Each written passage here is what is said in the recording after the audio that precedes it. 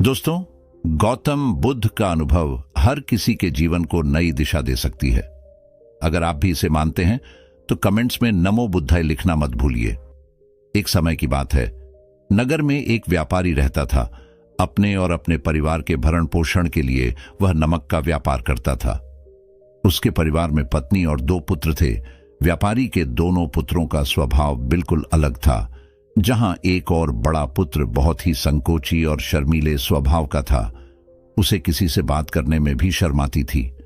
वही उसका छोटा पुत्र बहिर्मुखी स्वभाव वाला व्यक्ति था। वह किसी से भी अपनी बात कहने में कभी संकोच नहीं रखता था। लोग अक्सर बड़े पुत्र को भोला और बेवकूफ समझते थे। कई बार लोग उसके भोलेपन का फायदा भी उठा लेते थे और वह पलटकर कभी किसी को कुछ नहीं कहता था। व्यापारी अपने पुत्र के इस स्वभाव के कारण बहुत अधिक नाराज होता था। बातचीत न कर पाने और शर्मीले स्वभाव के कारण व्यापारी ने कई बार अपने पुत्र की पिटाई भी कर दी थी।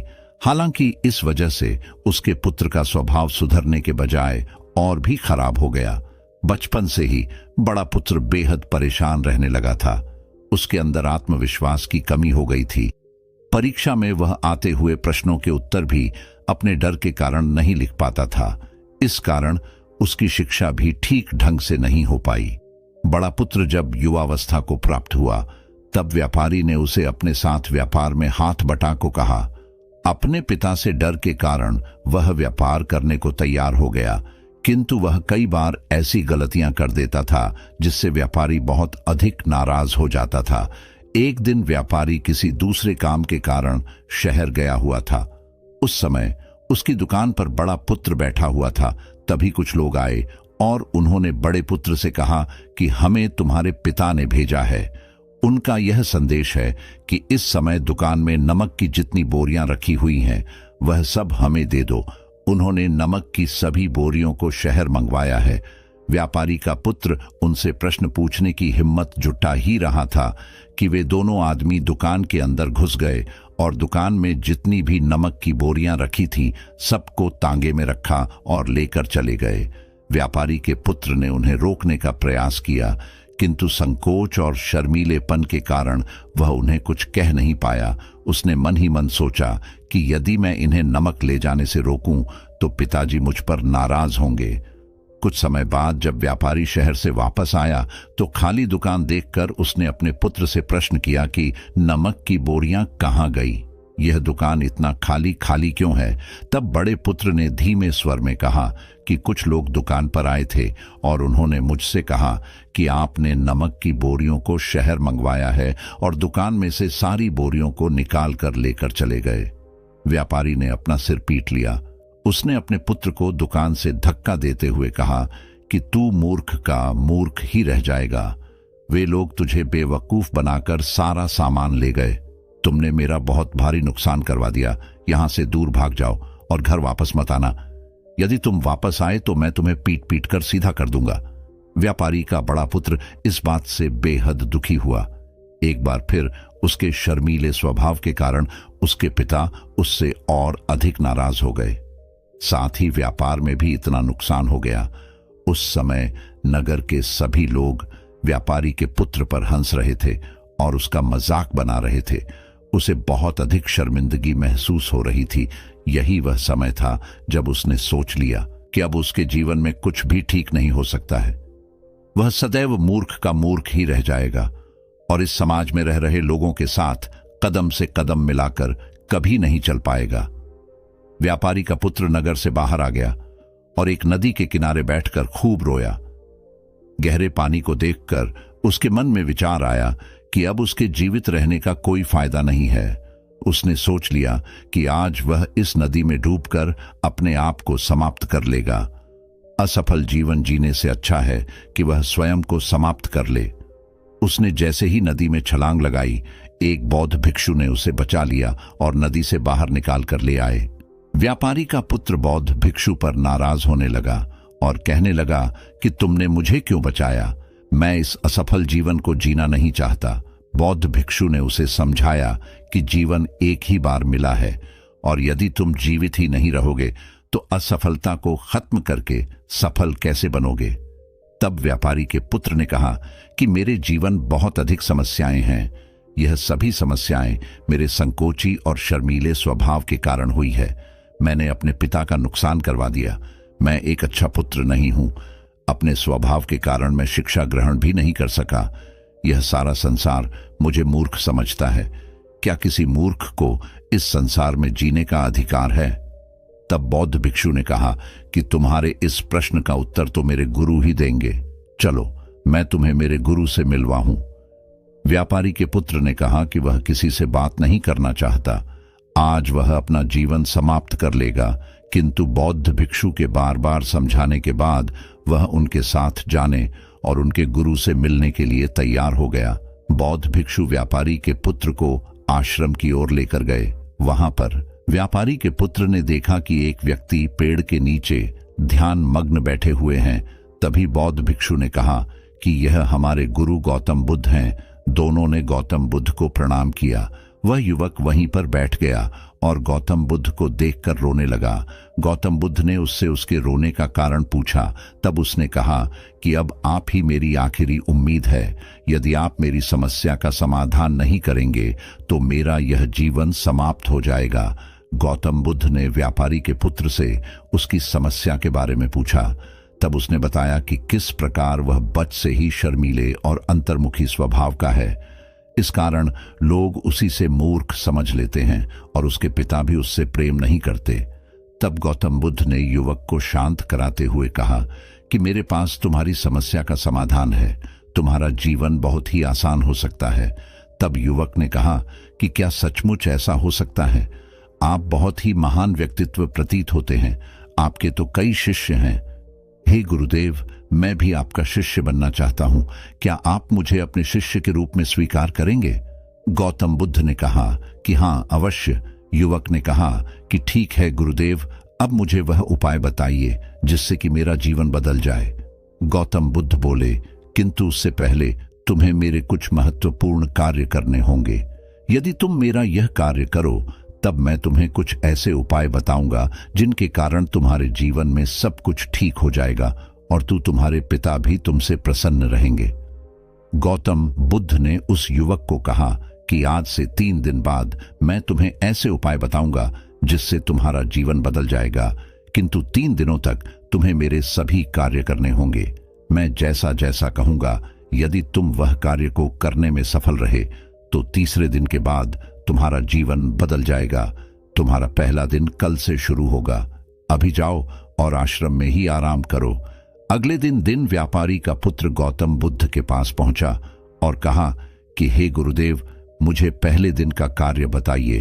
तब गौतम बुद्ध ने कहा कि आज तुम्हें 10 अजनबी व्यक्तियों से बातचीत करनी है और उनका हाल जानना है।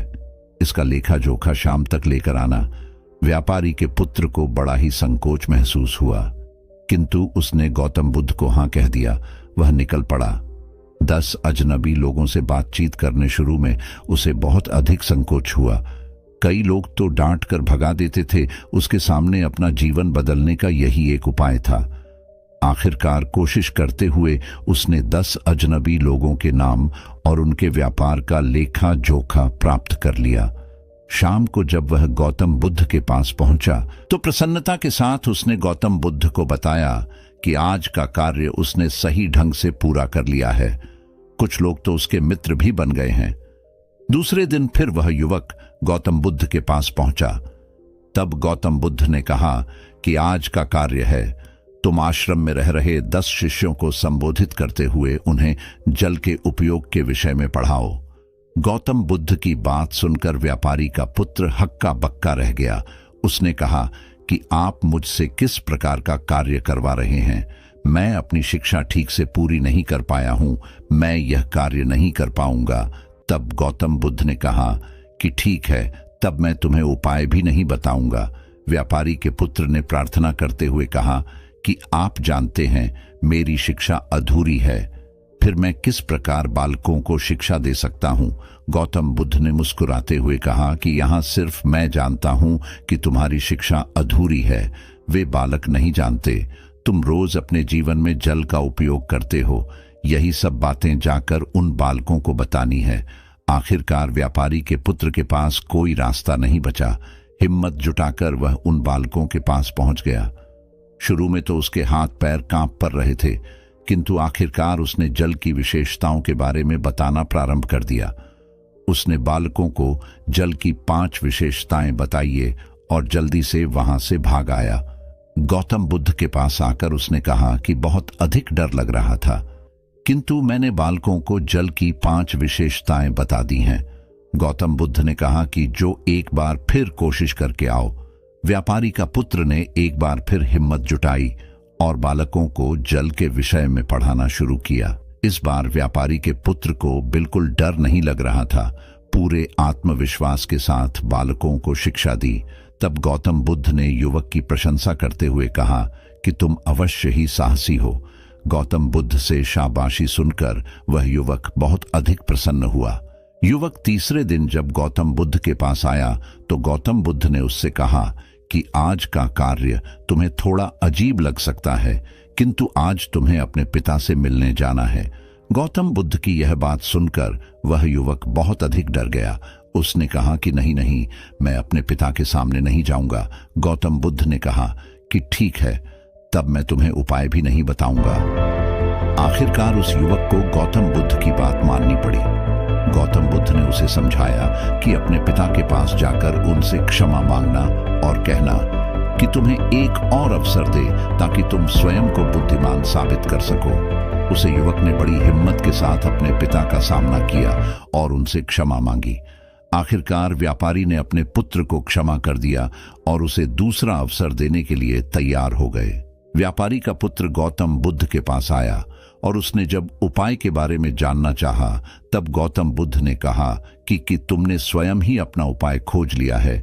तुम किसी से बात नहीं कर पाते थे, शर्मीले थे, सब कुछ तुम्हारे मन में बैठा हुआ डर था। हम कितने आत्मविश्वास हैं, कितने शर्मीले हैं और हमारे अंदर कितना डर है, यह सिर्फ हमें पता होता है। बाहरी दुनिया में किसी को नहीं पता होता है। बाहरी दुनिया में हम स्वयं को जिस प्रकार का दिखाते हैं, लोग हमें इस प्रकार का समझते हैं। अगर तुम आत्मविश्वासी नहीं हो तो भी अनजान व्यक्तियों के सामने यदि आत्मविश्वास होने का अभिनय करो तो किसी को पता ही नहीं चलेगा कि तुम कौन हो। वह युवक समझ चुका था कि गौतम बुद्ध उसे क्या बताना चाह रहे हैं।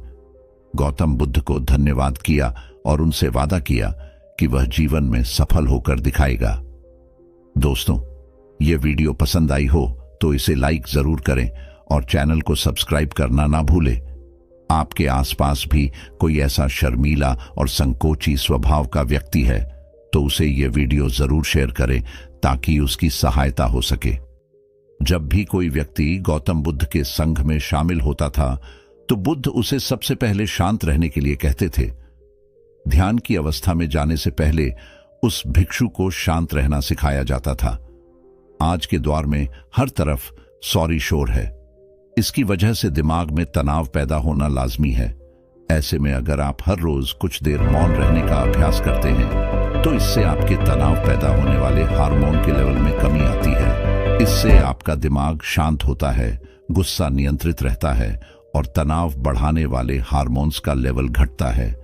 आज के इस वीडियो में हम जानेंगे कि किन मौकों पर हमें शांत रहना है और किन मौकों पर हमें बोलना है और शांत रहने से हमारे अंदर क्या बदलाव आ सकता है। दोस्तों, संध्या काल का समय था। गुरु अपने सभी शिष्यों को बुलाते हैं और कहते हैं, कल सुबह सब लोग नदी में स्नान करने के बाद तुरंत हमारी कुटिया के सामने उपस्थित हो जाना। सभी इसी से हैरान रह जाते हैं कि हम लोगों ने कुछ गलती की है क्या, लेकिन गुस्से से यह कहते हैं कि हो सकता है कि गुरुजी कल सुबह कुछ अच्छी बात बताने वाले हैं। सब लोग रात को सही समय पर सो जाते हैं और सुबह उठकर सभी लोग नदी में स्नान करने के बाद वापस गुरुजी के सामने उपस्थित हो जाते हैं। गुरु कहते हैं, आज हम तुम सबको चुप रहने के फायदे के बारे में बताऊंगा। गुरु कहते हैं, 10 मौके जहां पर चुप रहने से होता है लाभ और बोलने से नुकसान। गुरु कहते हैं, अगर आप इन 10 मौकों पर शांत हो गए यानी मौन हो गए तो आप जो चाहेंगे वही मिल जाए। आपकी जिंदगी में चमत्कारिक बदलाव शुरू हो जाएंगे। जरूरत से ज्यादा बोलना या चुप रहना दोनों ही अच्छी बात नहीं है, जैसे जरूरत से ज्यादा बारिश हो जाना या फिर धूप, दोनों ही दिक्कत देती है। उसी तरह अनावश्यक बोलने से भी काफी नुकसान होता है। गुरु कहते हैं कि पहला ऐसा मौका जहां पर व्यक्ति को चुप रहना चाहिए, बिना तथ्य के ना बोले। गुरु ने कहा, अगर आपके पास कोई तथ्य नहीं है तो वहां चुप रहने में ही भलाई है। चुप बैठने से दिमाग में नई कोशिकाओं का निर्माण होता है और इससे ज्ञान की वृद्धि होती है। बोलने में भलाई वही है जहां आपको किसी चीज के बारे में पूरा ज्ञान हो। अगर आप बिना तथ्य के कहीं बोलते हैं या फिर बेवजह बोलते हैं तो आपका वहां मजाक भी बन सकता है। अगर आपके पास पर्याप्त जानकारी नहीं है, ऐसी जगह पर बोलने से आपका मजाक तो बनी रहेगी, साथ ही साथ लोगों का भरोसा भी आपसे उठने लगेगा। इसलिए ऐसी जगह पर शांत रहो जहां तुम्हें पता ना हो कि क्या बोलना है क्या नहीं। कई बार कुछ लोग ऐसे होते हैं जो हर जगह अपनी उपस्थिति बताने लगते हैं। उन्हें पता नहीं होता है कि हमें क्या बोलना है, लेकिन फिर भी बोलते जाते हैं और फिर बाद में दूसरे लोग उनके जाने के बाद उनका मजाक उड़ाते हैं। जब तक आपको उस तथ्य के बारे में अच्छा ज्ञान नहीं है, उसके बारे में पता नहीं है, तो वहां चुप रहना ही ज्यादा समझदारी है। गुरु ने कहा, दूसरा ऐसा मौका जहां पर व्यक्ति को चुप रहना चाहिए, शब्दों से ना पहुंचे ठेस। अगर आपके शब्द किसी को मानसिक ठेस पहुंचा रहे हैं तो वहां चुप हो जाना चाहिए। कमजोर व्यक्ति के बारे में कुछ भी बोलकर आप महान नहीं बन सकते हैं। महान आप किसी कमजोर का साथ देने में बनेंगे। कई बार होता है कुछ लोग अपने से छोटे व्यक्ति को भला बुरा कहते रहते हैं। सामने वाला इंसान तो कद से आपसे छोटा है, वह आपको कुछ नहीं बोलेगा, लेकिन आप उसकी नजरों में गिरते चले जाएंगे। हो सकता है कि कल वह भी आपसे पद में बड़ा हो जाए। पद में आपसे जब वह बड़ा हो जाएगा तो आज जो रवैया आपका उसके साथ है, आने वाले समय में वह भी आपके साथ वही करेगा। आप किसी को नीचा दिखाकर बड़ा नहीं बन सकते हैं। बड़ा बनना है तो अपने से छोटे लोगों का इज्जत भी करना सीखें और साथ ही साथ बड़े लोगों का भी सम्मान करना चाहिए। लोगों को लगता है कि अगर वह अकड़ कर बोलेंगे और सामने वाले को नीचा गिराने की कोशिश करेंगे तो वह बड़े बन जाएंगे, तो यह उन सब की भूल है। बड़े होने की बजाय आप उनकी नजरों में गिरते चले जाएंगे। गुरु ने आगे कहा, इसलिए शिष्यों, तुम सब जब भी बोलना आदर भाव से बोलना, ताकि तुम्हारी बात लोगों को अच्छी लगे। बोलने में भाई बहन, माता पिता, मित्र इत्यादि संबोधन शब्दों का इस्तेमाल जरूर करना। इससे तुम्हारी मान प्रतिष्ठा तो बढ़ेगी ही, साथ ही साथ लोगों की नजरों में तुम समझदार व्यक्ति बनते जाओगे। गुरु ने आगे कहा, तीसरा मौका जहां पर व्यक्ति को चुप रहने में ही भलाई है, क्रोध या घृणा करने वाले लोग। जब कोई अपना या सगा संबंधी आप पर क्रोध कर रहा हो, आपका अपमान कर रहा हो, तो आपको उस वक्त चुप रहना चाहिए ताकि सामने वाले का गुब्बारा पूरी तरह से फट जाए।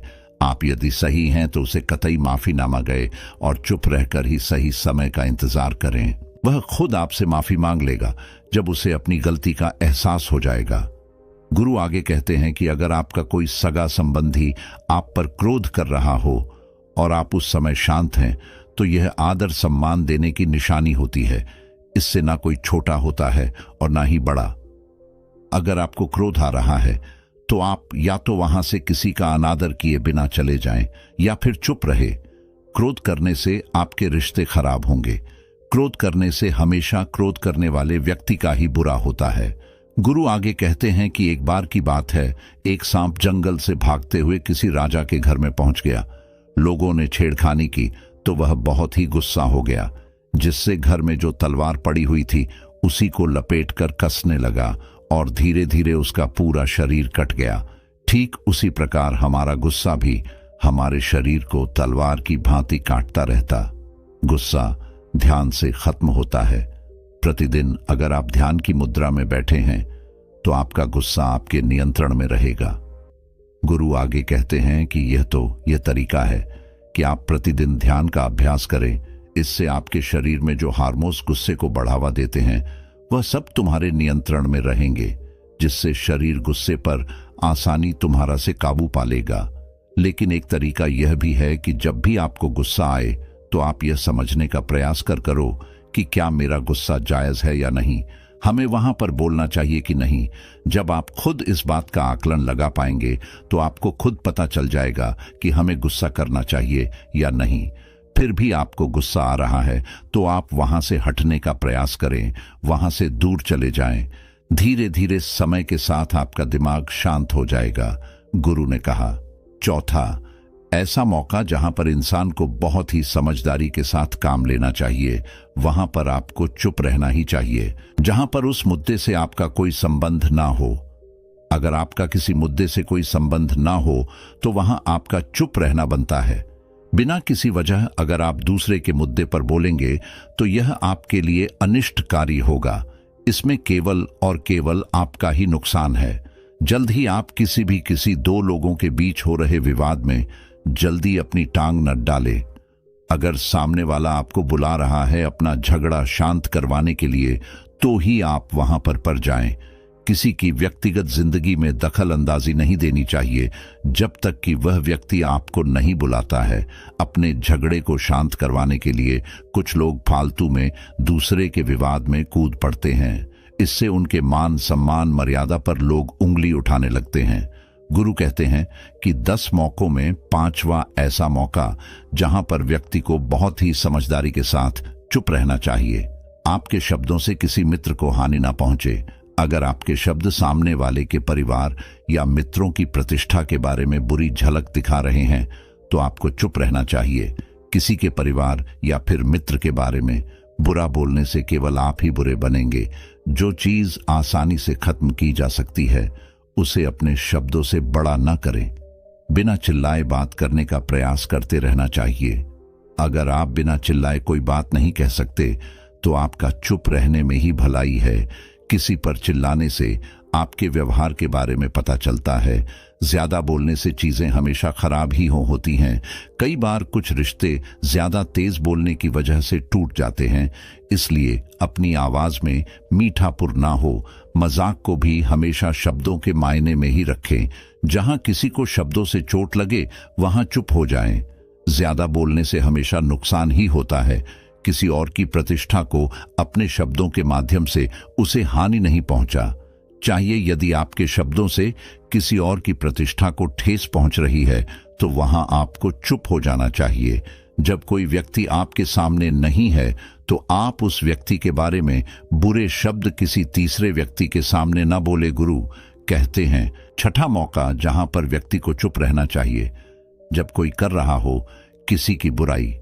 जब कोई आदमी आपके सामने किसी तीसरे आदमी की बुराई कर रहा हो तब तुम्हें चुप रहकर बस सुनना चाहिए, अपनी व्यक्त नहीं करना चाहिए।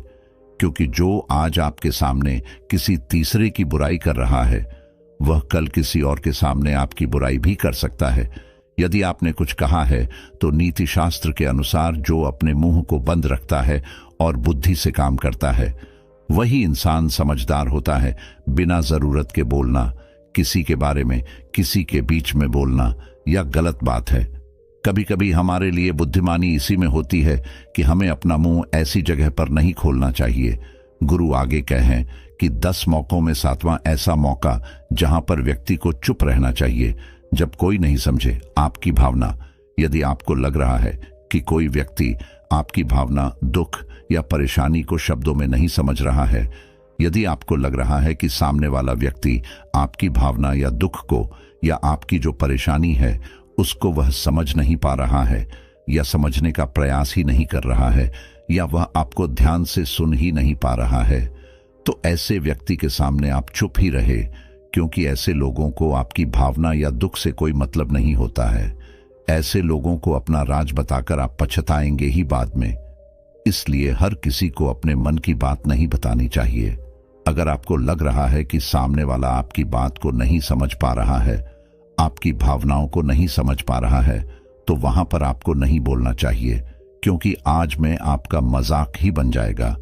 जब आपको लगने लगे कि सामने वाला आपकी भावनाओं को ठीक तरीके से समझ रहा है, आप जो कह रहे हैं वह ठीक से सुन रहा है, तभी आप उसे अपने बात कहे। गुरु कहते हैं कि 8वां मौका जहां पर आपको चुप रहना चाहिए, जब कोई इंसान अपना दुख व्यक्त करे।